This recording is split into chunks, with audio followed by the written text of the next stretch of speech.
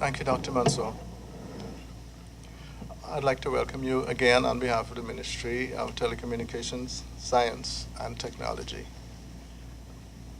I will attempt to discuss the PSCN network, highlighting its strengths, its ability to reach out to all the people of Antigua, whether they live here or they're visiting.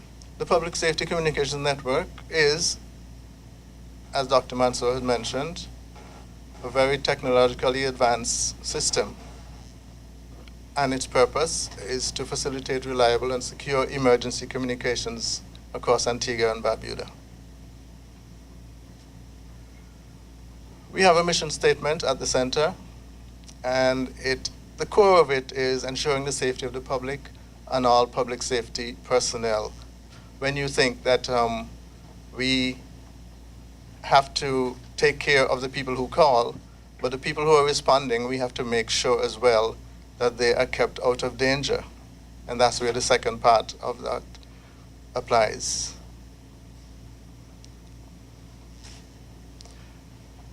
I believe Dr. Mansour mentioned the cost of the system. That was installed back in 2008. The system is managed by the Telecoms Division, and the radio network was launched in August of that year, and the 911 center came on stream in November of that year. The radio network is based on Motorola's Astra 25 digital trunking radio system. What that means is a radio system that is very secure because of the way that transmissions emanate.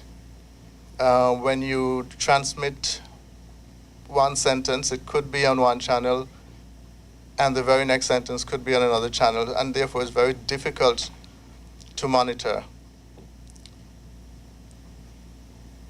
There are transmitter sites in Antigua and Barbuda, 2 in Antigua, 1 in Barbuda. And the main system controller is at our secure site at the Parliament building.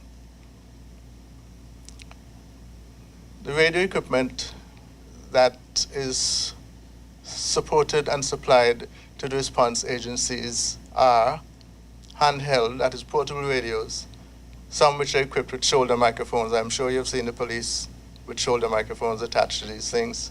Mobile radios in the emergency vehicles, and base stations at the designated premises of the emergency response agencies.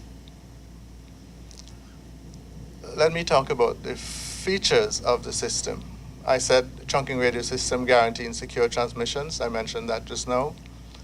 There are multiple talk groups within this one system catering to all the different agencies. There are talk groups or mini systems that accommodate different levels within an organization. So in the police, you can have the general body operating their communications at one level, and the higher level, the officers level, operating on another. And they really are separate from each other, although they're riding on the same system. Encrypted transmission used mostly by the ONDCP because they need to have very secure transmission. On some units, there is the ability to dial from the handheld radio into the public network, and sometimes that is required. As Dr. Mansour had mentioned, there is a facility for interconnecting the various agencies when required to better respond to national emergencies. The way the system is set up and its location ensures that there's adequate power backup systems. They're actually what we call belt and braces. There are 2 generators, plus the fact that there's a UPS. And so it is very unlikely that the system will go down, even in a hurricane. We also have network management that looks at the system, where we can go in and pull reports on the performance of the radio system and also on the performance of the 911 facilities, which I'll come to later. The agencies presently connected to the system are the police, fire, Defense Force and Coast Guard, Emergency Medical, ONDCP, National Office of Disaster Services. And in more recent times, we have added ABS Radio, National Broadcasting Service. We've also added the prison, and within our ministry, we have also set up a mini subgroup so that we can communicate. These are just a sample of the performance measurements dealing with the radio part of the system.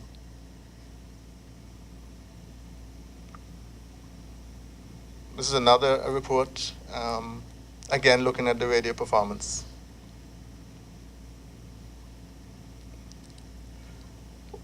I am going to address now the E911 facility, which is where we have state-of-the-art technology integrating with the human elements of the system.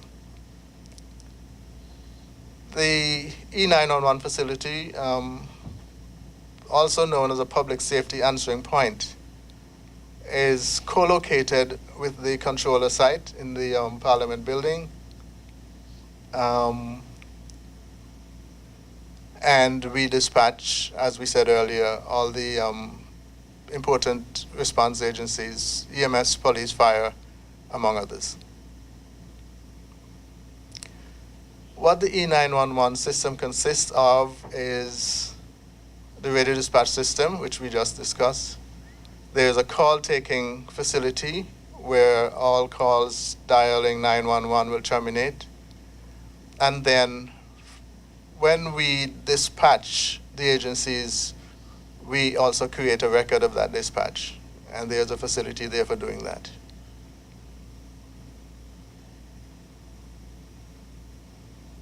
Some features of the system are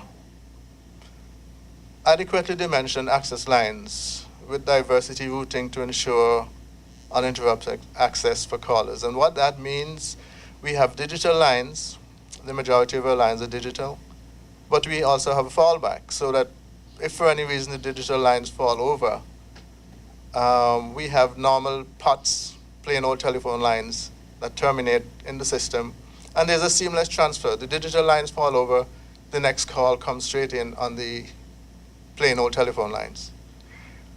An important feature in an E911 system, by the way, E there refers to enhanced, and that is saying that you have automatic number identification and automatic location identification, which displays the number and location of the caller to the operator and dispatcher who takes the call. At the moment, that applies only to calls dialed from landlines.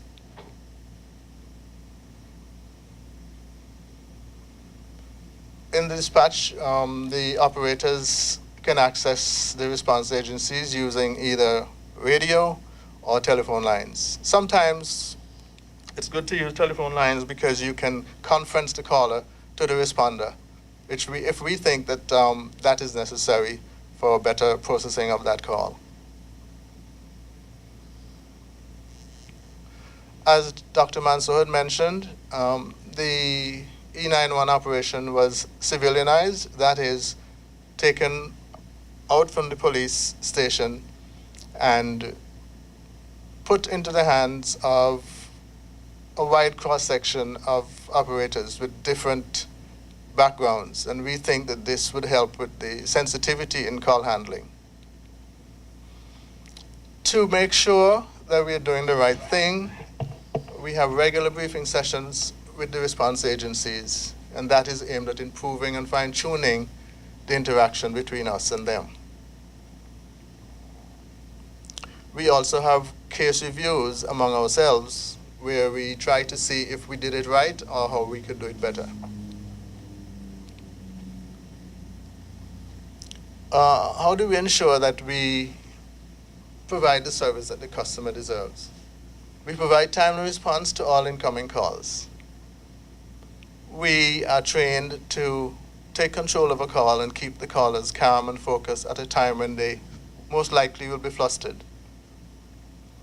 We gather the required information quickly, but with sensitivity. Our critical role in their successful operations in high-profile incidents. In staying ahead of the game, we have attempted to put out flyers, and we intend to go out to the schools and make it better understood exactly how 911 works and how it should be used. This concludes the presentation from the Public Safety Communications Network. Thank you for your attention.